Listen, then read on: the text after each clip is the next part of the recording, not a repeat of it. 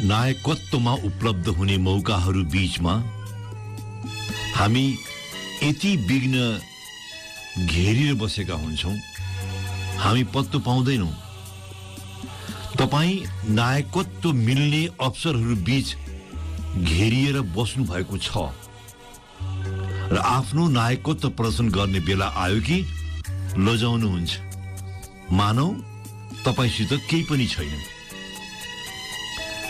हामी जिन्दगीमा हरेक दिनको नायकत्वमा उपलब्ध छौं। हुन सकोस् तपाईले नायकत्व प्रदर्शन पनि गरिराख्नु भएको छ होला। तपाई मौन हुनुहुन्छ। तपाई देखिनु भएको छैन वा तपाई देखिन मन पराउनुहुन्न। मित्र, तपाई जे मन पराउनुहुन्छ म त्यसको सम्मान गर्छु, तर तपाई आफ्नो नायकत्वको उत्सव मनाउनु हुन्न नि। म त्यही तपाईलाई टोकिरहेको छु, तपाईसित संवाद बनाउन खोजिरहेको छु।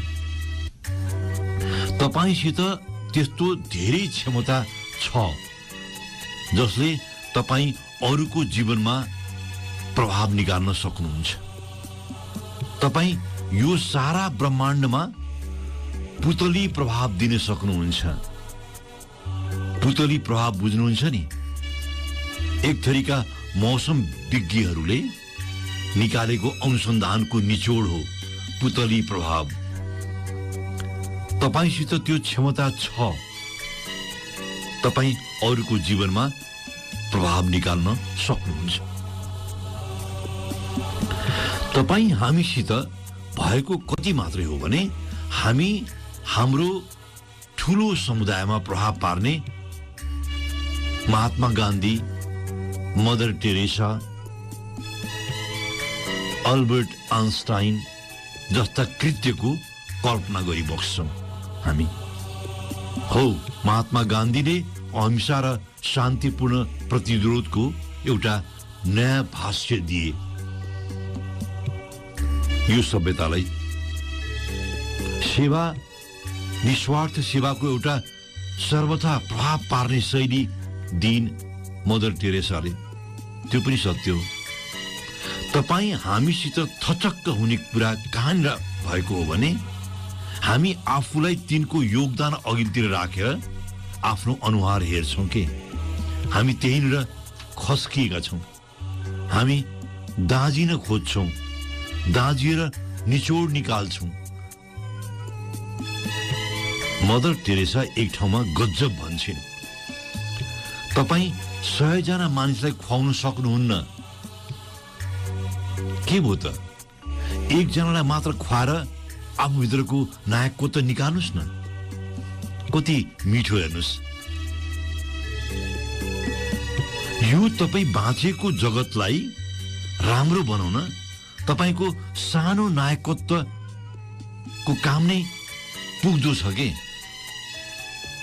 कुन आकारमा, कुन परिणाममा तपाई के गर्नुहुन्छ त्यसको मायने नै छैन। कुन मनसाय, कुन जागरूकता र कुन ध्येयमा गर्नुहुन्छ त्यो मात्रै महत्त्वको हुन्छ। तपाईको चाहना हृदयको कुन कुनोलाई प्रतिनिधित्व गर्दछ त्यो महत्त्वको हुन्छ। तपाईले गर्ने सानो प्रयत्नको पनि अर्थ छ यो ब्रह्माण्डमा। सानो पुतली प्रभाव मैले त्यही जोडेको हुँ। कति राम्रो भनाइ छ हेर्नुस्। तपाई हामी वरिपरि सब थोक कसैले पनि गर्न सक्दैनन्, तर सबले केही न केही गर्न सक्छन्। कसैले पनि सबै थोक गर्न सक्दैनन् के, तर सबले केही न केही गर्न सक्छन्। तपाई र म कहाँ लड्यौं भने तपाईले गर्नुभएको योगदानको केही अर्थ छैन भन्ने तपाईको सोच यो विश्वलाई राम्रो हुनबाट रोकिरहेको छ। तपाईले गर्नुभएको योगदानको केही अर्थ छैन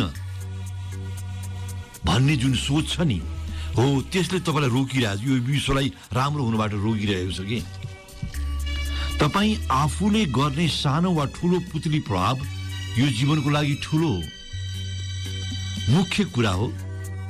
तपाईँ उत्प्रेरित हुनुहुन्छ कि हुनुहुन्न? गौतम बुद्धका पदावलीहरूमा जहिल्यै पढ्न पाइन्छ, हजारौं दियोहरू एउटै दियोको ज्योतबाट सुरु हुने हो। तपाईले गुम्बामा देख्नु भएको छ कि छैन? एउटा दियोले रटरम्म दियोहरू बाल्छन्। खुसीहरू बाँडिदा कहिल्यै घटेको छैन। तपाईँ कति सम्पन्न हुनुहुन्छ, तपाईँ कति धनी हुनुहुन्छ, त्यो बाँड्ने नै होइन, त्यो दिने नै होइन। तपाईको असलपना अरूको सम्पन्नता उघार्ने कार्यबाट देखिने हो के? तपाईँ आफ्नो सम्पत्ति बाँडेर, आफ्नो सम्पन्नता साझा गरेर असल खोजिरहनु भएको छ, असल हुन खोजिरहनु भएको छ। तपाईले अरूको सम्पन्नता उघारेर देखाउने मात्रै हो के? तपाईले बाँड्ने होइन। बेलायतका पहिलो यहुदी प्रधानमन्त्रीको रूपमा चिनिन्छन् बेन्जामिन डिजरायली। कन्जर्भेटिभ पार्टीको जन्मदाता पनि हुनु उनी। डिजरायलीको भाष्य हो, एउटा भोकाएकोलाई माछा दिनुभन्दा उसलाई माछा मार्न सिकाएर जिन्दगी भरको लागि बाँच्न सिकाऊ। अरूको जीवनमा प्रभाव पार्नु भनेको तपाईँ धनी भएर, असाध्यै प्रतिभाशाली भएर, असाध्यै सुन्दर भएर, असाध्यै परिपूर्ण भएर गर्ने काम हुँदै होइन। तपाईँ अरूको जीवनमा प्रभाव दिनु भनेको केवल तपाईँसित भएको क्षमतामा अलिकति उधारेर, अलिकति छुट्याएर दिने मात्रै हो। खासमा तपाईले उसको जीवनमा प्रभाव दिनको लागि त्यहाँ हुने मात्रै, उपस्थित हुने मात्रै हो। खासमा यो अभ्यास हो। तपाईले आफूभित्रको आफूलाई विराट स्वरूपमा पिँधेर निकाल्ने अभ्यास के? तपाईँ भित्रको नायकत्वलाई पिँधेर निकाल्ने विराट स्वरूपको तपाईँ हो। भारतको उत्तर पूर्वी राज्य मणिपुरको राजधानीको सहर हो इम्फाल। इम्फाल पूर्व र पश्चिम भनेर यो सहरलाई बाँडिएको छ। इम्फालको पश्चिमी क्षेत्रमा एउटा जंगल क्षेत्र छ, फुन्सिलोक हो। त्यही जंगलको लगभग 2500 रोप्ने भूभागमा एक्लैले मोइराङथेम लोइया भन्ने व्यक्तिले रुख लाए। हेर्नुहोस्, एक्लैले लाए। त्यहाँ अहिले भरिभराउ जंगल मात्रै होइन, 250 प्रजातिका बिरुवाहरूले जीवनदान पाएका छन्। लोइया एक्लैले रुख लाउनु, एक्लैले सुरु गर्नु ठुलो कुरा थियो। 18 वर्षदेखि लगातार उनी रुख मात्रै रोपिरहेका बसेका छन्। रुख मात्रै रोप्ने सुन्दा ठिस लाग्न सक्छ, तर मित्र, एउटैको प्रयत्न यो तपाईँ बाँचेको ब्रह्माण्डलाई राम्रो बनाउन पुग्दो छ के? तपाईले ती वृद्धको प्रसंग सुन्नु भएको छ नि? हरेक हप्ता उनी एउटा तालको किनार पुग्छिन्। आइतबार हातमा सानो फलामको पिंजरा हुन्छ।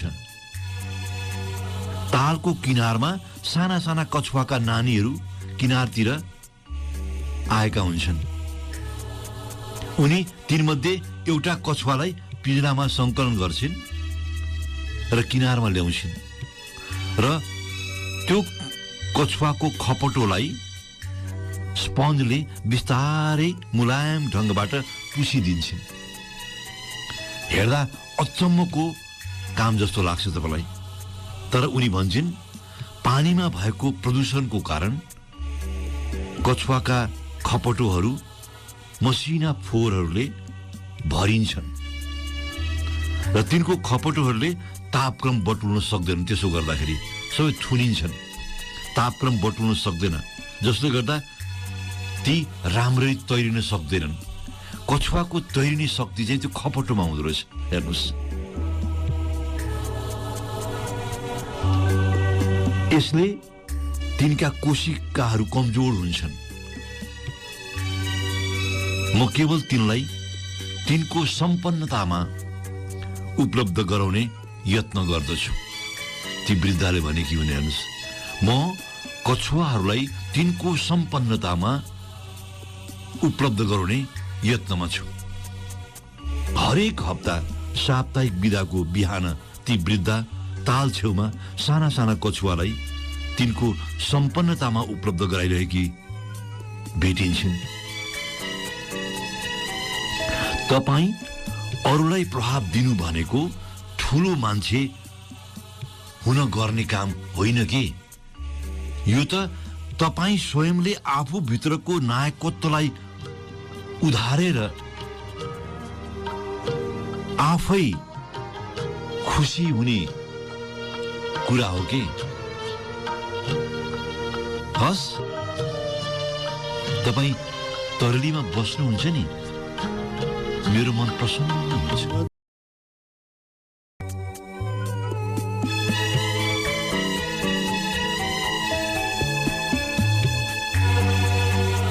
तपाईँ बाँचेको जिन्दगी, तपाईँ बाँचिरहेको जिन्दगी र तपाईँले बाँच्नुहुने जिन्दगी अनुभवहरूको, अभ्यासहरूको र प्राप्तिहरूको सङ्गालो मात्रै हुन्छ। त्योभन्दा बढ्ता केही हुन्न।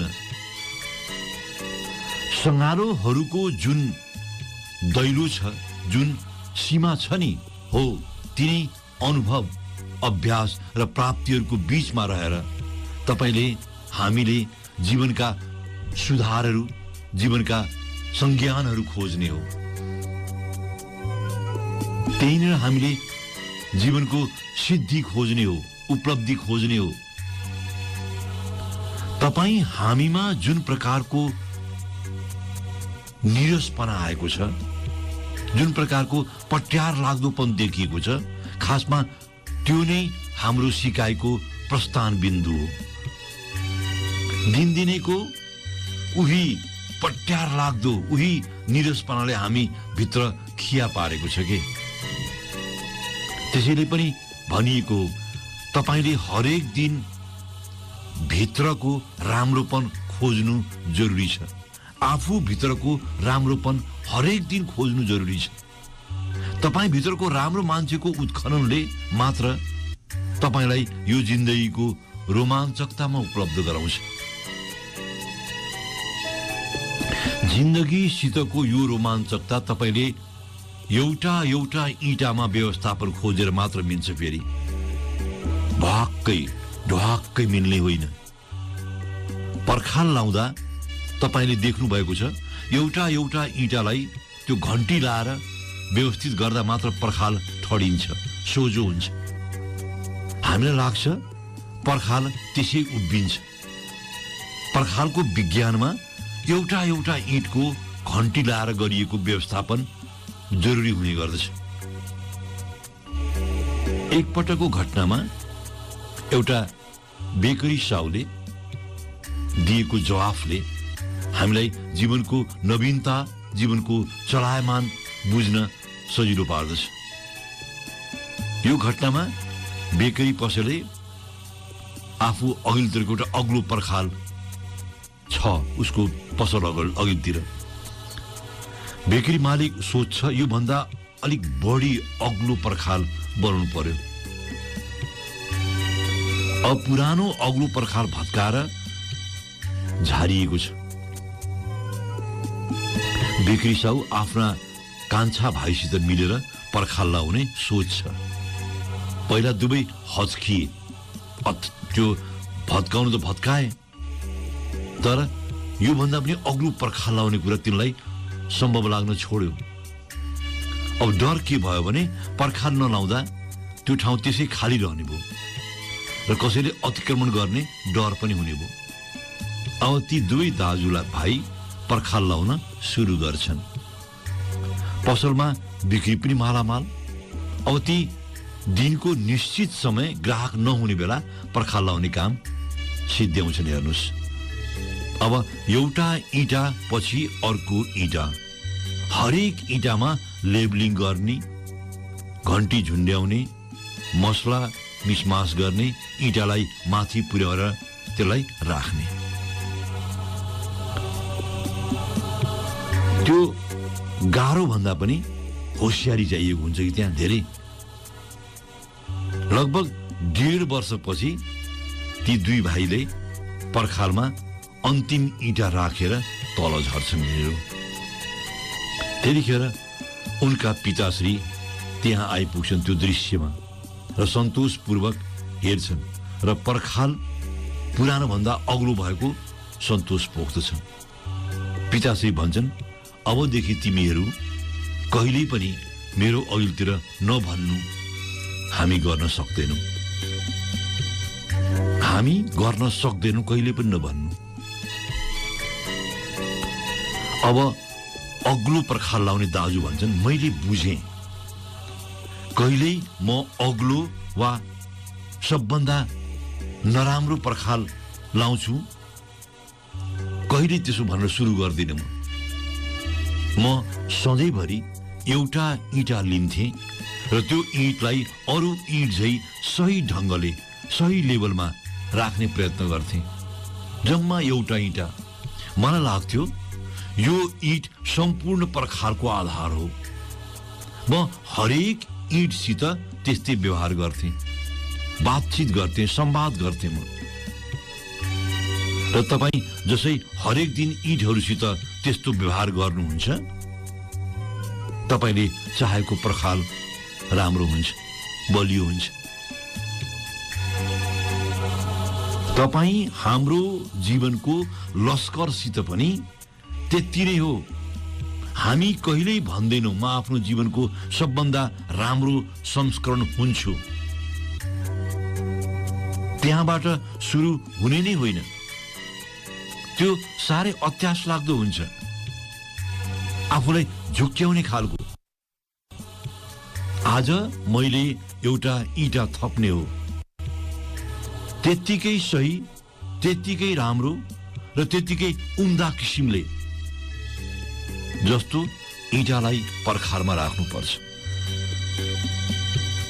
यो इँट तपाईको जीवनको कुनै पनि पक्षमा हुन सक्छ। तपाईको स्वास्थ्य, तपाईको व्यवसाय, तपाईको सम्बन्ध, तपाईको भविष्य केही पनि हुन सक्छ। छान्ने तपाईले हो।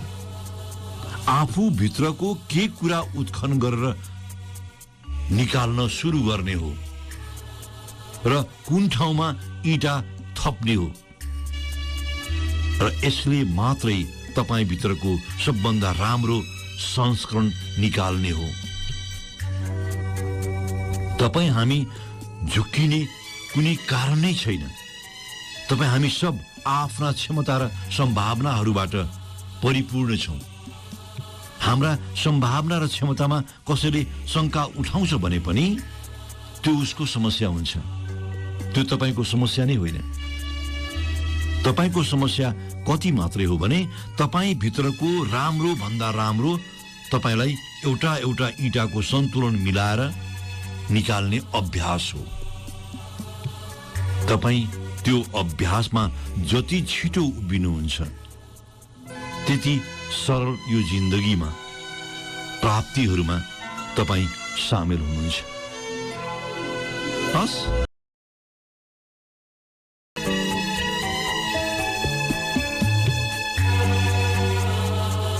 हामी जहिल्यै पनि अरूलाई अनुमानमा अडेर धारणाहरू बनाउँछौँ। अनुमानमा अड्ने अनि अरूप्रति धारणा बनाउने। हामीलाई सजिलो लाग्छ कि त्यसो गर्दा हामी आनन्दित हुन्छौँ कि धारणाहरू बनाउँदा हामीसित सुविधाहरू उपलब्ध हुन्छन् कि आफूलाई प्रतिरक्षा गर्ने सुविधा, आफूलाई जोगाउने सुविधा। तपाईँले सायद याद गर्नुभएको होला, तपाईँले आफूलाई अग्लो देखाउन जहिल्यै आफू अघिल्तिरको मानिसहरूलाई सानो देखाउने उपक्रम गर्नुभएको छ। तपाईँले कसैलाई होच्याउनु भएको छ, कसैलाई सानो देखाउने उपक्रम गर्नुभएको छ भने त्यो सानो भएर होइन, तपाईँ आफूलाई ठुलो देखाउनु, अग्लो देखाउन चाहनुहुन्छ। त्यस कारणले हो तपाईँ सायदै चाल पाउनुहुन्छ होला। होच्याउनु हुन्छ तपाईँ बोलीले, हाउभाउले, व्यवहारले, सम्बन्धले। तपाईँलाई कसैले टोकिदियो भने मेरो त त्यस्तो अर्थ होइन भनेर तपाईँ विनम्र हुन खोज्नुहुन्छ वा तपाईँ पन्छिनुहुन्छ। तर त्यस्तो छ तपाईँ हामी सबैसित। तपाईँ हामीले अरूका गुणहरूलाई जहिल्यै कमसल देखाउने यत्न गरेका छौँ, जहिल्यै अप्रमाणित गर्न खोजेका छौँ। सायद तपाईँले ठम्ब्याउनु भएको होला। हामी भन्छौँ नि, गफ गरेर त हो, कुरै त हो। प्रायः तपाईँ त्यसो भन्नुहुन्छ, गफ गरेर के, कुरै त हो। हेर्दा गफ होला, हेर्दा कुरा मात्रै होला, तर त्यसको पार्श्व दृश्यलाई मिहिन गरी विश्लेषण गर्नुभयो भने पत्तो लाग्छ तपाईँका त्यस्ता क्रियाकलापले धेरै प्रसङ्गमा सबभन्दा धेरै तपाईँलाई क्षति पुर्याएको हुन्छ। तपाईँलाई क्षति पुर्याएको हुन्छ कि जो सधैँभरि अरूका गल्ती देखाएर आफू चोखो भएको घोषणा गर्दछन्, जो सधैँभरि अरूमा गल्ती देखेर आफू साखुल्ली पल्टिन्छन्, तिनको विकार, तिनका व्यवहारहरूमा, तिनका आचरणहरूमा छताछुल्लो देखिन्छ। खासमा ती अरूका व्यक्तित्वमा हतोडा हिर्काइरहेका हुन्नन्, ती आफ्नै व्यक्तित्व फुटाइरहेका हुन्छन्। अरूका कमजोरीहरूमा खेलेर आफूलाई अग्लो देखाउनेहरू केही क्षणको लागि, केही समयका लागि ठुला देखिन्छन्, तर अन्त्य तिनको सधैँ मुस्किलमा बितेको हुन्छ। सानोमा सम्झिनुहुन्छ तपाईँले या त भाइमा वा बहिनीमा जहिल्यै आफूले गरेका नराम्रा काम बोकाइदिनु भयो। साना साना कुरा हुन्थे, तपाईँले ती गल्ती भाइले गरेको वा भाइमाथि देखाएर उम्किनु भयो। तपाईँ कुनै गलत काम गर्दा समातिँदा तपाईँले बहिनीतिर देखाउनु भयो, कहिले साथीभाइ कारण भनिदिनु भयो, कहिले छिमेकीमाथि थोपरिदिनु भयो। खासमा यो साखुल्ली पल्टिने विधि हो।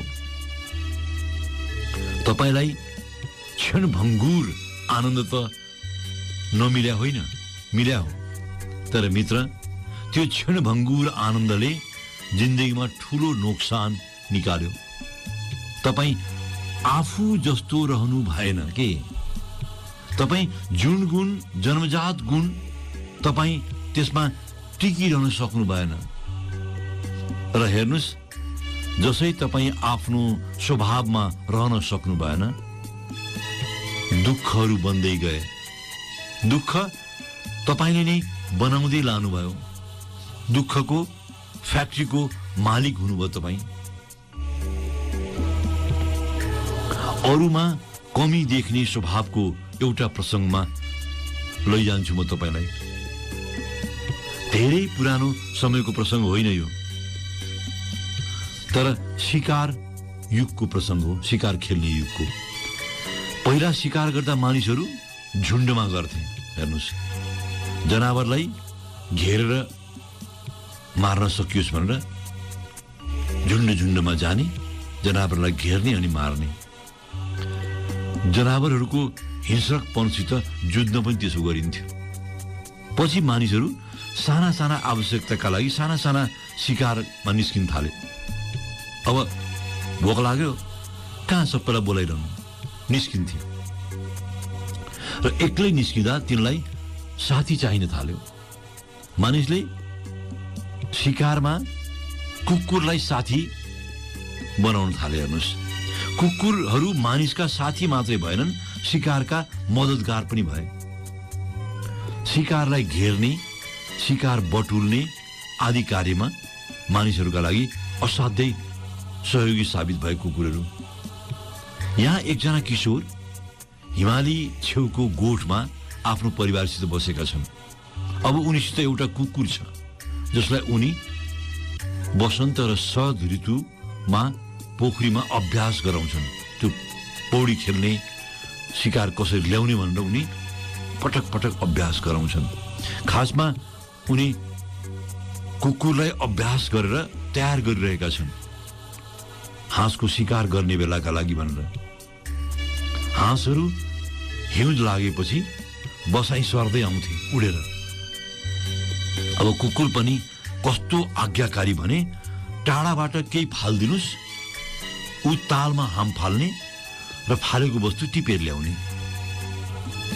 अब कुकुर यति बिग्नको तालिमे भएको छ कि ऊ आफ्नो मालिकले नभनुन्जेल कुनै पनि कुरो न टिपेर खान्थ्यो न ल्याउँथ्यो। केटोले भन्यो भने फुर्ती साथ पानीबाट सामानहरू झिकेर ल्याउन सक्ने, असाध्यै फुर्तिलो। अब हिउँदमा हाँसहरू उडेर तालमाथि देखा पर्न थालेका छन्। शिकारी केटो एकपटक आफ्नो कुकुरसित तालको छेउमा उभिएको छ।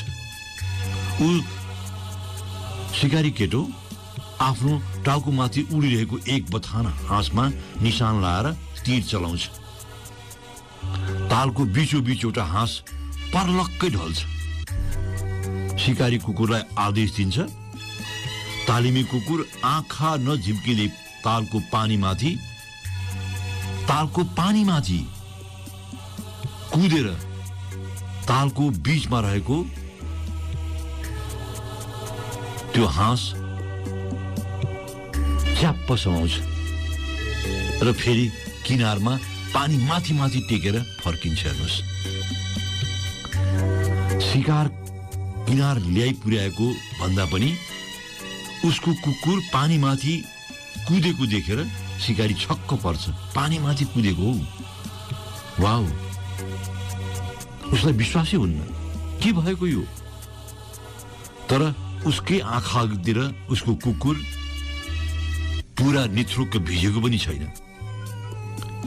शिकार गरेको हाँस उसको अघिल्तिर छ।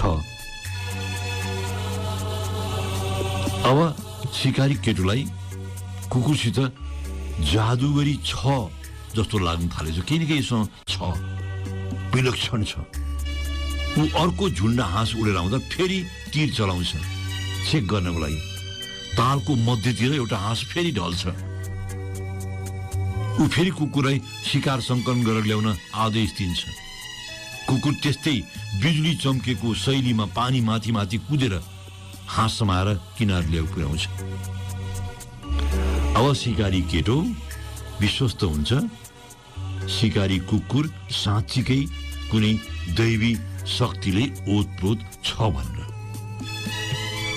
फर्किँदा ऊ यो कुरा छिमेक गोठका साथीलाई सुनाउँछ र भोलि हाँसको शिकारको लागि आउन निम्तो दिन्छ ऊ हेर्नको लागि भनेर। भोलिपल्ट त्यसै गरी हुल बथान हाँसहरू तालमाथि उडेका छन्। किनारमा बसेर शिकारी केटो निशाना साध्छ र पानीको बीचोबीच हाँस ढालेर शिकार गर्दछ र आफ्नो शिकारी कुकुरलाई शिकार निकालेर ल्याउन अराउँछ। यसपटक पनि शिकारी कुकुर पानीमाथि कुदेर हिँडेर हाँस च्याप्प समाएर किनार लिएर आउँछ। अब शिकारी केटो छिमेकको साथीलाई देखाउँदै भन्छस्, देखिस् मेरो कुकुरको कमाल। अब शिकारीको साथी ओठ लोप्र्याउँदै भन्छ, तिम्रो कुकुरलाई जाबो पौडी खेल्न त आउँदैन रहेछ।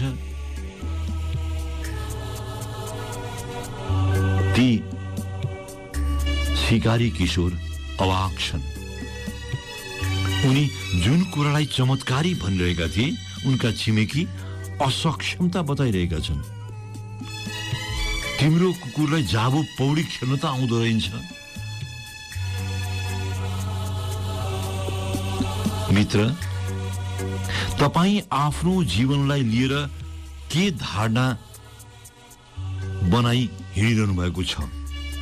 पानी माथि हिँड्नुलाई चमत्कार